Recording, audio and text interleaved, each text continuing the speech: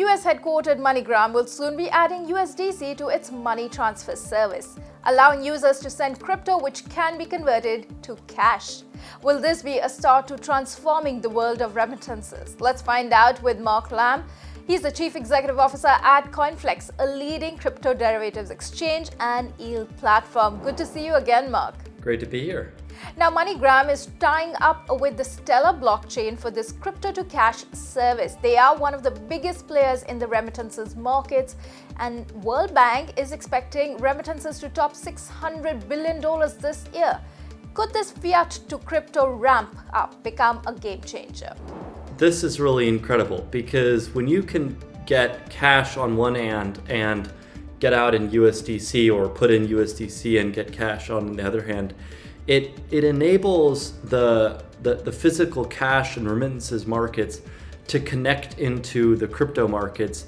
And in a lot of cases, people just prefer USDC and other stable coins, CoinFLEX has a stable coin, to the banking system. And so when you have one side of the equation able to use stable coins rather than banks, it's a game changer in terms of the fees. It's a game changer in terms of all sorts of things. And it means also in the background, MoneyGram can use stable coins as part of their transaction flows. So I think our view is really that at large scale, stable coins should be saving somewhere on the range of $500 billion a year for corporates around the world.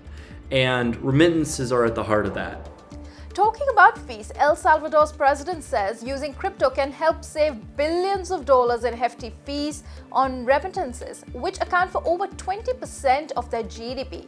However, MoneyGram's CEO believes that expectations of such savings are inflated. But isn't a crypto fiat ramp up creating cost efficiencies? There's this weird anti-network in blockchains where the more strong and powerful a network becomes, oftentimes the fees get worse. So it's kind of the opposite of a traditional network effect, where in a social network effect, the bigger a social network gets, the better it becomes for users. Here, fees often get worse in a cryptocurrency. There's blockchains that deal with that problem very well, Bitcoin Cash being one of them. Stellar, I think, is a lesser known chain. Their fees are probably very low because of that. Is it engineered to have low fees at scale? We'll see. I think the ideal situation is where someone's using a low fee chain and using a stable coin on top of that low fee chain. Because in that situation, there's not a lot of volatility. There's zero cost or near zero cost, sub 1 cent cost to move funds around. And in that situation, you should see enormous cost savings. In other situations, it might not be the case. It might be if you use Bitcoin and Ethereum and use the native tokens on those exchanges, on those chains, it might be more expensive. Now, remittances from well-off relatives in the developed world are such a big part of how people sustain themselves in countries like the Philippines, etc. Could crypto remittances become the bridge to hasten adoption across the developing world? What stumbling blocks do you see in real-life application?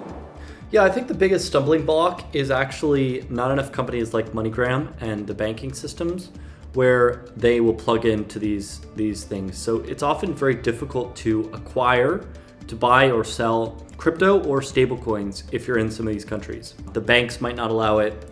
The remittances companies might not have integrated with it. There will be all these integration and acceptance problems. And that's why MoneyGram's acceptance of USDC is really pivotal, because if they're accepting it, they're not exactly a bank, they're a remittance company, so they can potentially do things that banks might not be able to do. But because they're accepting it now, it creates another very, very legitimate form of on-ramp and off-ramp. Whereas if you don't have that, you might have to resort to the peer-to-peer markets. And there's a trust problem there. They're very deep, very liquid, but at the end of the day, you are trusting someone else with your money who isn't a big company. They're just an individual that's selling you, their stable coins or their crypto. In many countries, there are probably more users of MoneyGram than even bank account holders. There's probably a lot of people in the population that don't have bank accounts, but they do use MoneyGram because that's how they get cash.